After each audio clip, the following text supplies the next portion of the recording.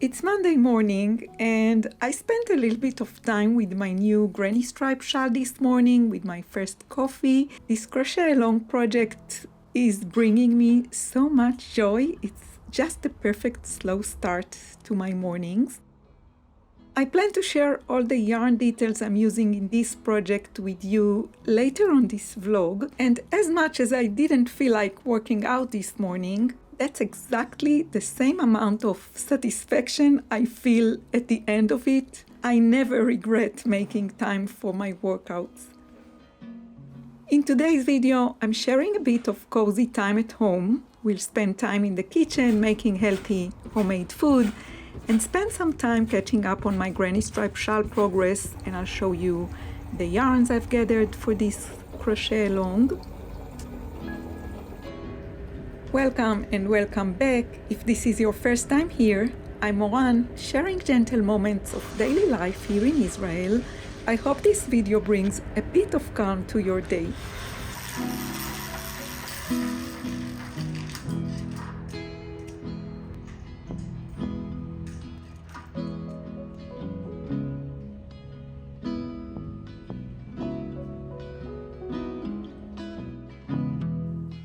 Lately, I've been thinking a lot about how to make my days feel more efficient. My goal with my days is constantly finding ways that make them feel more possible and less overwhelming and easy to get done all the things that I want to get done. There is so much on my plate with the day-to-day household tasks, and it feels as if that's what fills my days the most. It's not that I hate household stuff, the opposite. I just want to squeeze in a lot into my day, and I feel like I need to pay attention to finding that balance between what needs to be done today and what can wait a little bit before I get to it.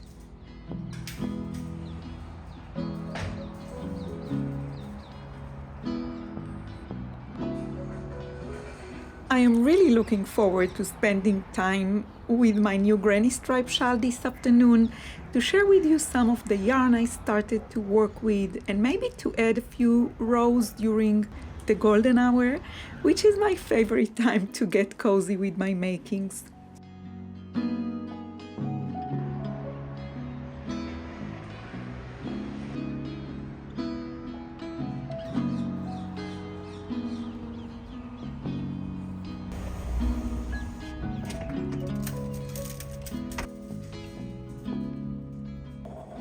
I ordered a few spices that we ran out of a few days ago, so I want to start with refilling them into the jars and get this organized. They wait for me for quite a few days. This package also has a few new spices that I wanted to try, so I want to get everything in place and then make something for lunch.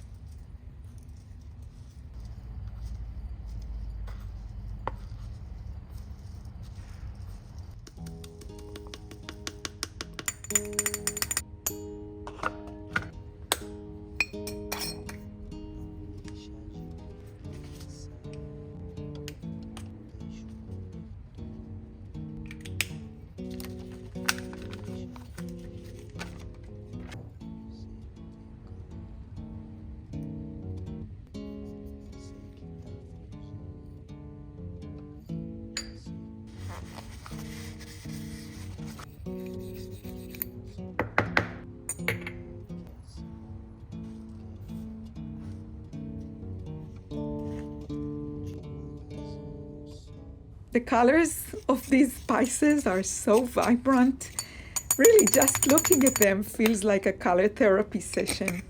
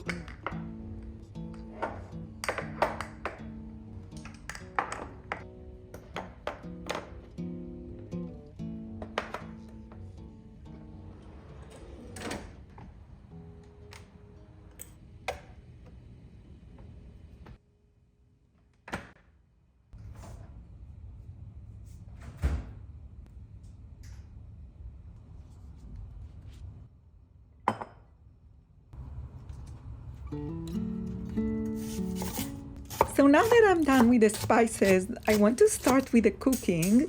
Today I want to have an early lunch as my only meal of the day. I do that quite often, especially when I get a bad night's sleep. I try to get lunch as early and as far from my bedtime as possible. Yesterday we had an evening family gathering and it included a late dinner with meat. So today is a perfect day for one early meal, at least for me. I'm making a frittata with some broccoli and leeks that if I'm not going to use today, honestly, they will have to go to waste. So yeah, and it will also be good for Eyal and the boys for dinner. For the main course for lunch today, we have a Thai beef dish that Eyal made us earlier this morning that the boys usually eat with rice. So I will just need to make myself a side dish to go with it. Spending time in the kitchen is a regular part of my daily life, and on some days it can fill up quite a portion of my day.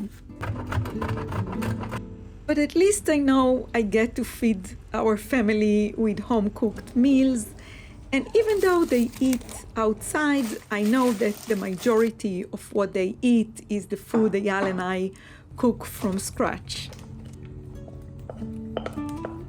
Eyal eats lunch at the office every single day, but he always comes home to sit with the boys for a light dinner before we head out for our daily walk. So I usually try to make sure they have something nice and nourishing to eat for dinner. And I usually like to get it done when I prepare lunch.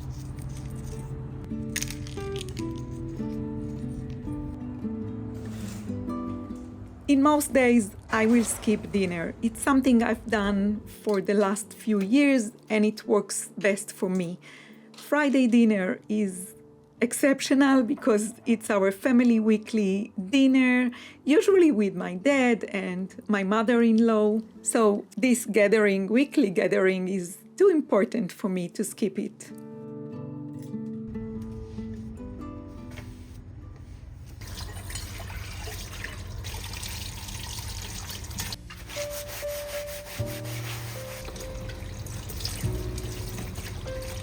I always clean as I cook, and I like to keep the counter tidy, even deep between and into food preparations.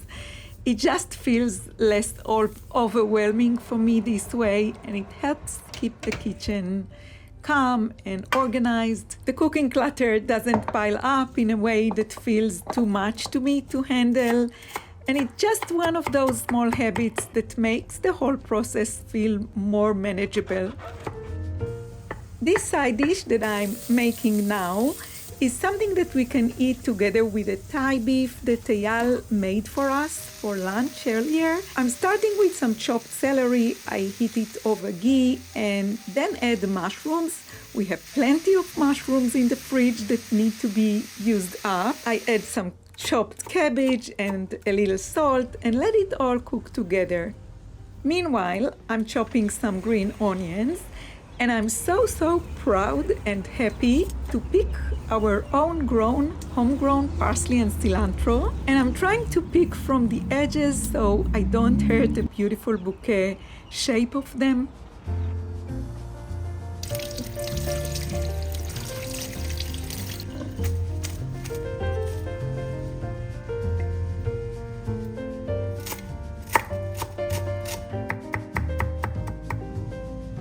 My sourdough starter keeps staring at me. She looks like she's ready to go, but before I start making the dough, I need to take a small break from the kitchen.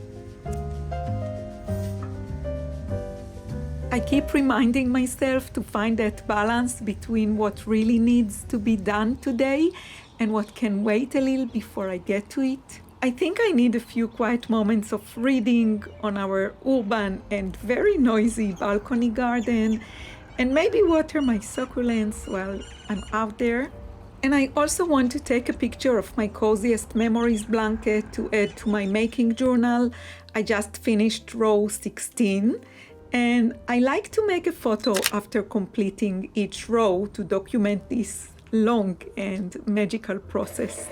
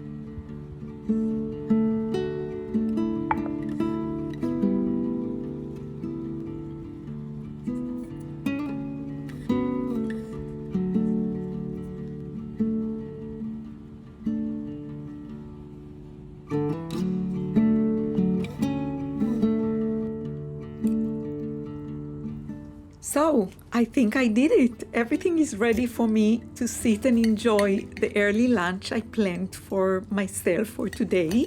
The food is delicious, and I even have a tiny bit of fennel salad left over from Friday dinner.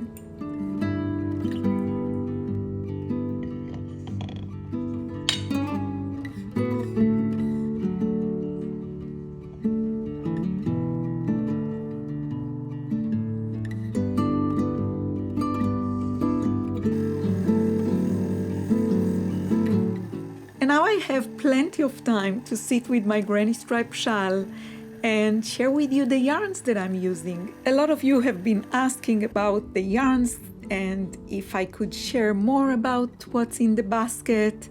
that I showed on Instagram the other day and in my previous vlog. So I was organizing this basket as I wanted to join the Granny Stripe Shawl crochet-along that is organized by the lovely Trauda Bass.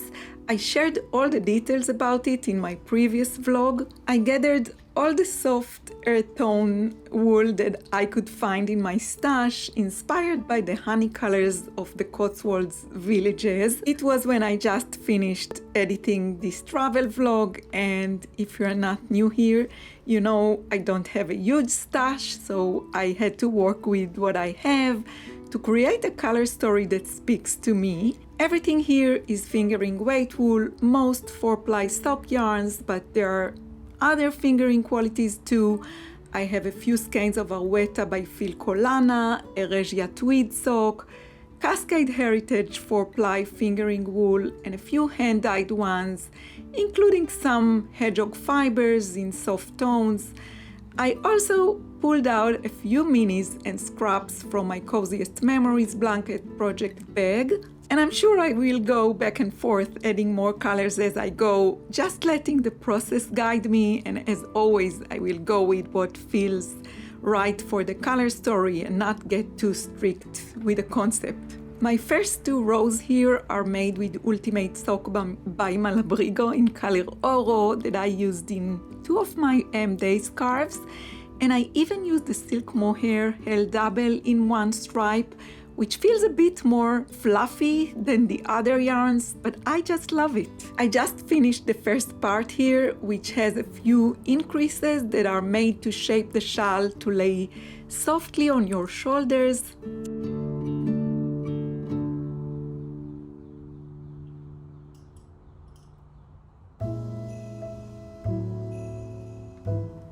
And last week, I recorded a studio chat to share all the details about the yarn I'm using for this Granny Stripe Shawl crochet-along project. And I wanted to add it to the last week's vlog, but unfortunately, when I came to editing, I realized my camera was out of focus for most of the chat.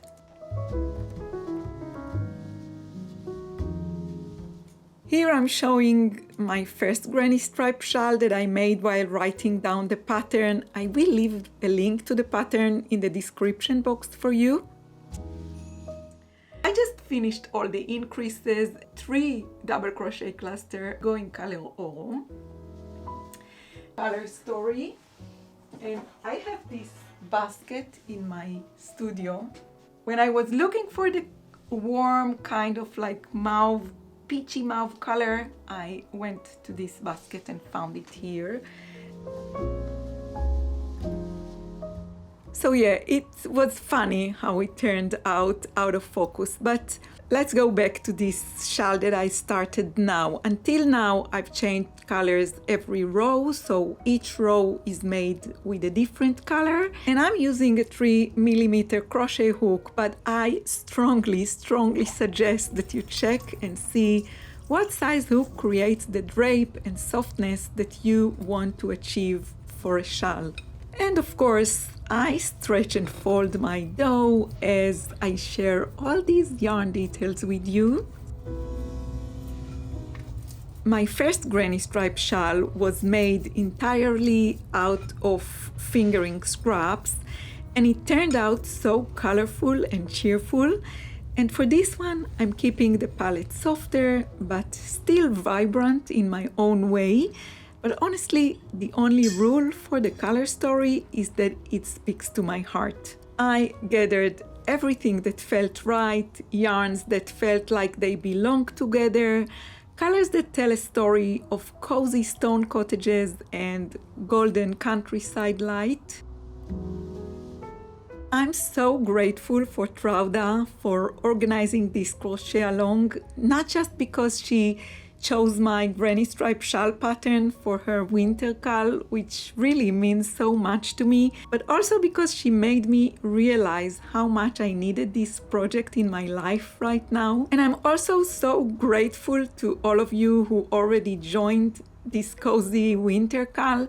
So many of you already joined in. Thank you for all the beautiful granny stripes you are sharing on Instagram. I'm completely in love with your color choices. You created such a beautiful gallery under the Granny Stripe Shawl CAL hashtag. There is so much color inspiration there. This crochet along runs through November, December, and January, so you still have plenty of time to join us if you like. I'm using fingering weight wool for my shawl, but really you can use whatever yarn you like or whatever is easy for you to get. You can go to Trauda's account on Instagram to get all the details, or check out my previous vlog for more information if you need. I will leave a link to the pattern down below in the description box for you in case you feel inspired to join in. I'm very excited for you to start.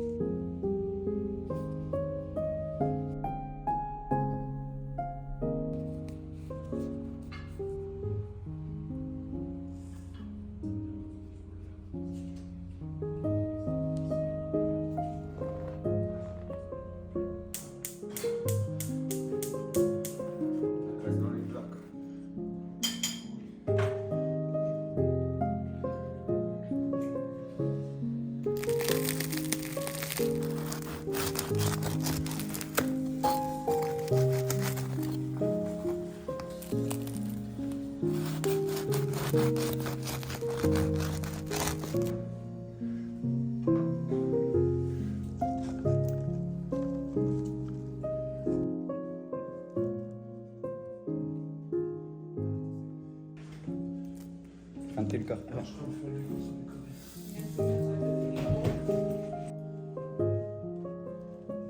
ועל שתי חצאי נסגור אותו וככה.